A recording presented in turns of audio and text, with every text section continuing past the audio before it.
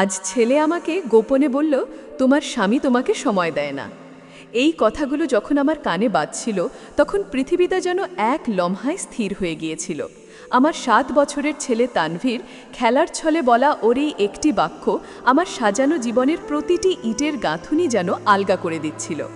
দরজার চৌকাঠে দাঁড়িয়ে আমার হাত কাঁপছিল, কি করব বুঝতে পারছিলাম না। ভেতরে এক অজানা ঝড় আর বাইরে এক অচেনা নিস্তব্ধতা। এই আবিষ্কার আমার পরিবারের সব কিছু বদলে দিল। আজও আমি বুঝতে পারি না সেটা ভুল ছিল নাকি সঠিক। প্রিয় শ্রোতা, মায়া ভ্লগসে আপনাদের সবাইকে জানাই এক উষ্ণ অভ্যর্থনা। আমি আপনাদের মায়া আজ আপনাদের জন্য নিয়ে এসেছি এক গভীর অনুভূতি আর ভালোবাসার গল্প। অনুরোধ করব, গল্পটা শুরু করার আগে হেডফোনটা পরে নিন, কারণ কিছু গল্প কানে শুনলে সরাসরি মনে গিয়ে পৌঁছায়। আর যদি গল্পটা ভালো লাগে তাহলে চ্যানেলটি সাবস্ক্রাইব করতে ভুলবেন না যেন। চিটাগংয়ের এক বৃষ্টি ভেজা বিকেলে আমার জীবনটা কেমন যেন থমকে গিয়েছিল। মেঘে ঢাকা আকাশ আর অবিরাম ধারায় বৃষ্টি, জানালার কাঁচ বেয়ে গড়িয়ে নামছিল জলের ধারা, ঠিক যেন আমার ভেতরের কান্নার প্রতিচ্ছবি। তানভীর তখন তার খেলনা গাড়ির চাকা ঘোরাতে ঘোরাতে হঠাৎই আমার দিকে তাকিয়ে বলেছিল, মা, বাবা তো তোমার সাথে খেলে না, গল্পও করে না, শুধু ল্যাপটপ আর ফোন নিয়ে ব্যস্ত থাকে, তোমার স্বামী তোমাকে সময় দেয় না। ওর নিষ্পাপ চোখে কোনো অভিযোগ ছিল না, ছিল শুধু এক সরল পর্যবেক্ষণ। কিন্তু সেই সরলতা আমার বুকে যেন হাজারো কাঁটা বিধিয়ে দিল। আমার আর আরিফের সম্পর্কটা শুরু হয়েছিল ঢাকা বিশ্ববিদ্যালয়ে। একই ক্যাম্পাসে আমাদের প্রেম ছিল এক উন্মুক্ত বাতাসের মতো। আরিফ ছিল অর্থনীতির ছাত্র আর আমি বাংলা সাহিত্যের। ওর যুক্তি আর আমার আবেগ দুয়ে মিলে এক অদ্ভুত রসায়ন তৈরি হয়েছিল। ক্যাম্পাসের টিএসসির বটতলা থেকে শুরু করে কার্জন হল আমাদের প্রতিটি স্মৃতির সাক্ষী হয়ে আছে। ও আমাকে কবিতা শোনাতো, আমি ওর জন্য নতুন গল্প লিখতাম। ওর চোখে তখন ছিল শুধু আমার জন্য ভালোবাসা আর এক রাস স্বপ্ন। সাদিয়া, তুমি আমার জীবনের সবচেয়ে সুন্দর কবিতা, আরিফ প্রায়ই বলতো। বিয়ের পর আমরা চিটাগংয়ে চলে আসি, কারণ আরিফের ভালো একটা চাকরির সুযোগ হয়েছিল এখানে। শুরুতে সব ঠিকই ছিল, নতুন শহর, নতুন জীবন আর আমাদের অটুট ভালোবাসা। সমুদ্রের ধারে হাত ধরে হাঁটা, কফি শপে ঘন্টার পর ঘন্টা আড্ডা, ছোট ছোট খুনসুটি, আমাদের জীবন ছিল স্বপ্নের মতো। তানভীর যখন জন্মালো তখন আমাদের সুখ যেন পূর্ণতা পেল। আরিফ তানভীরকে কোলে নিয়ে বলতো, সাদিয়া, আমাদের ভালোবাসার ফল এই ছেলে, দেখিস এ আমাদের মুখ উজ্জ্বল করবে। কিন্তু সময়ের সাথে সাথে সব যেন কেমন বদলে যেতে শুরু করলো। আরিফ তার কাজ নিয়ে আরও বেশি ব্যস্ত হয়ে পড়ল। সকাল থেকে রাত পর্যন্ত অফিস, তারপর বাসায় এসেও ল্যাপটপ আর ফোন। আমাদের গল্প বলা কমে গেল, খুনসুটিগুলো হারিয়ে গেল, এমনকি হাতে হাত রেখে হাঁটাও যেন স্মৃতি হয়ে গেল। আমি চেষ্টা করতাম, ছুটির দিনে ওর পছন্দের খাবার বানাতাম, ওকে নিয়ে কোথাও যাওয়ার কথা বলতাম, কিন্তু আরিফ সবসময়ই ক্লান্তির অজুহাত দিত। সাদিয়া, আজ আর ভালো লাগছে না, অফিসের অনেক চাপ, তুমি তানভীরকে নিয়ে ঘুরে এসো। ওর এই কথাগুলো আমার মনকে ছোট করে দিত। আমি বুঝতে পারতাম না কি এমন হলো যে আমার আরিফ এত বদলে গেল। সেই আরিফ যে আমার জন্য রাতের পর রাত জেগে থাকত, সে এখন আমার দিকে তাকিয়ে একটা দীর্ঘশ্বাস ফেলে অন্য ঘরে চলে যায়। তানভীরের কথাগুলো আমার মনে গেঁথে গিয়েছিল। আমি সেদিন রাতে আর ঘুমাতে পারিনি। আরিফ ঘুমিয়েছিল পাশের ঘরে। ওর নিঃশ্বাসের শব্দ আমার কাছে এক অচেনা দূরত্ব মনে হচ্ছিল। আমি উঠে পড়লাম, পা টিপে টিপে আরিফের ঘরে গেলাম। ও শান্তিতে ঘুমাচ্ছে, ওর মুখে কোনো চিন্তার রেখা নেই, কিন্তু আমার মনে তখন হাজারো প্রশ্ন। তানভীরের কথাগুলো কি শুধু ওর নিষ্পাপ মনের ভাবনা, নাকি এর পেছনে কোনো গভীর সত্য লুকিয়ে আছে? আমি আমার বেডরুমে ফিরে এসে দরজাটা বন্ধ করে দিলাম। এই বন্ধ দরজাটা যেন আমার জীবনের এক নতুন অধ্যায় শুরু করার প্রতীক ছিল। আমি বিছানায় বসে নিজের অতীত ঘাঁটতে শুরু করলাম। আমাদের বিয়ের অ্যালবাম, আরিফের দেওয়া প্রথম চিঠি, এমনকি আমার ডায়েরি, সব কিছুই যেন নতুন করে দেখছিলাম। প্রথম দিকে আমি ভাবলাম হয়তো আমিই ভুল করছি, হয়তো আমিই বেশি আশা করছি। কিন্তু ওর দেওয়া চিঠিগুলো যখন আবার পড়লাম, তখন মনে হলো এই মানুষটা তো এমন ছিল না। তোমার হাসি আমার জীবনের একমাত্র কারণ, তোমার সাথে কাটানো প্রতিটি মুহূর্ত আমার কাছে অমূল্য। এই কথাগুলো কি কেবল কথার কথা ছিল? পরের কয়েকটা দিন আমার কাটল এক অদ্ভুত ঘোরের মধ্যে। আমি আরিফকে আরও গভীরভাবে পর্যবেক্ষণ করতে শুরু করলাম। ওর চোখ, ওর চলাফেরা, ওর কথা বলার ধরন। আমি দেখলাম ও মাঝে মধ্যে আনমনা হয়ে যায়, গভীর রাত পর্যন্ত জেগে থাকে। ওর ফোনটা সব সময় লক করা থাকে, যেটা আগে কখনো ছিল না। আমার মনে এক অজানা ভয় বাসা বাঁধতে শুরু করলো। এটা কি অন্য কোনো সম্পর্কের ইঙ্গিত? কিন্তু আরিফ তো এমন নয়। আমাদের ভালোবাসা তো এত ঠুনকো ছিল না। আমি নিজেকে বোঝানোর চেষ্টা করলাম, হয়তো কাজের চাপই ওকে এমন বদলে দিয়েছে। কিন্তু তানভীরের কথাগুলো যেন আমার কানে বারবার বাজছিল। তোমার স্বামী তোমাকে সময় দেয় না। একদিন রাতে আরিফ যখন ঘুমিয়েছিল, আমি ওর ফোনটা হাতে নিলাম। জানি এটা ঠিক নয়, কিন্তু আমার মন মানছিল না। আমার ভেতরে এক অস্থিরতা কাজ করছিল। ফোনটা লক করা। আমি ওর জন্ম তারিখ, আমাদের বিয়ের তারিখ, তানভীরের জন্ম তারিখ দিয়ে চেষ্টা করলাম। সব ব্যর্থ। আমার বুকের ভেতরটা ধড়ফড় করছিল। আমি ফোনটা রেখে দিলাম। নিজেকে ধিক্কার জানালাম। আমি কেন এমন করছি? আমি কি আমার আরিফকে অবিশ্বাস করছি? পরের দিন সকালে আরিফ যখন অফিসে চলে গেল, আমি তানভীরকে স্কুলে পাঠিয়ে দিয়ে ঘরের কাজ সারতে শুরু করলাম। রান্নাঘর, বসার ঘর সব গুছিয়ে আমি আরিফের স্টাডি রুমে গেলাম। রুমটা বরাবরই ওর ব্যক্তিগত জায়গা। আমি খুব একটা ঢুকতাম না, কিন্তু আজ আমার মনে হলো ওখানে হয়তো কিছু একটা আছে। ওর পুরনো ফাইলপত্র ঘাঁটতে ঘাঁটতে আমার হাতে এলো একটা পুরনো ডায়েরি। ডায়েরিটা খুব যত্নে রাখা ছিল, একটা বইয়ের আড়ালে। আমি ডায়েরিটা খুললাম। এটা আরিফের হাতের লেখা।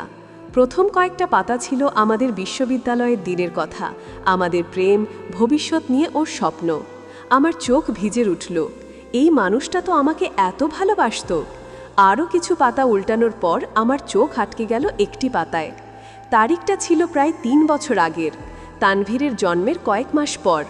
আরিফ লিখেছে, আজ আব্বার ফোন এসেছিল, জমিটা বিক্রি করতে হবে, ঋণের বোঝা ক্রমেই বাড়ছে। সাদিয়াকে কিভাবে বলবো? ও তো স্বপ্ন দেখেছে আমাদের সুন্দর ভবিষ্যতের। চিটাগংয়ে এসে নতুন করে সব শুরু করতে চেয়েছিলাম, কিন্তু আব্বার ব্যবসা ডুবে যাওয়ায় সব শেষ হয়ে যাচ্ছে। আমি ওকে কিছুতেই এই কষ্ট দিতে পারবো না। আমি স্তম্ভিত হয়ে গেলাম। আরও কিছু পাতা উল্টালাম। প্রতিটা পাতায় ওর নীরব যন্ত্রণা, ওর আত্মগ্লানি, ওর একাকী লড়াইয়ের কথা লেখা। ওর বাবা মানে আমার শ্বশুরমশাইয়ের ব্যবসা ডুবে গিয়েছিল। ব্যাংক থেকে নেওয়া ঋণের বোঝা আরিফের ঘাড়ে এসে পড়েছিল। ও নিজের সব জমানো টাকা দিয়েও কুলিয়ে উঠতে পারছিল না। চিটাগংয়ে ওর নতুন চাকরি থেকে যা আয় হতো তার বেশিরভাগই চলে যেত এই ঋণ শোধ করতে। মাসের শেষে সংসার চালানোই দায় হয়ে পড়ত। আরিফ লিখেছিল, সাদিয়াকে আমি ভালো রাখতে চেয়েছিলাম, কিন্তু আমি পারিনি। আমি ওকে সব বলতে পারতাম না। ও ভেঙে পড়ত। আমি ওর হাসি মুখ দেখতে চেয়েছিলাম, ওর চোখে দুশ্চিন্তার ছায়া নয়। তাই নিজেই সবটা সামলানোর চেষ্টা করছি, কিন্তু আমি ক্রমশ একা হয়ে যাচ্ছি। ওর সাথে কথা বলার সময় পাই না, মন খুলে হাসতে পারি না। আমার ভেতরে এক পর্বত প্রমাণ কষ্ট। ওকে সময় দিতে পারি না, কারণ আমার প্রতিটি মুহূর্ত কাটে এই বোঝা হালকা করার চিন্তায়। জানি ও কষ্ট পাচ্ছে, কিন্তু আমার আর কোনো উপায় নেই। আমি ডায়েরিটা বুকে জড়িয়ে ধরে বসে পড়লাম। আমার চোখ থেকে অবিরত ধারায় জল গড়িয়ে পড়ছিল।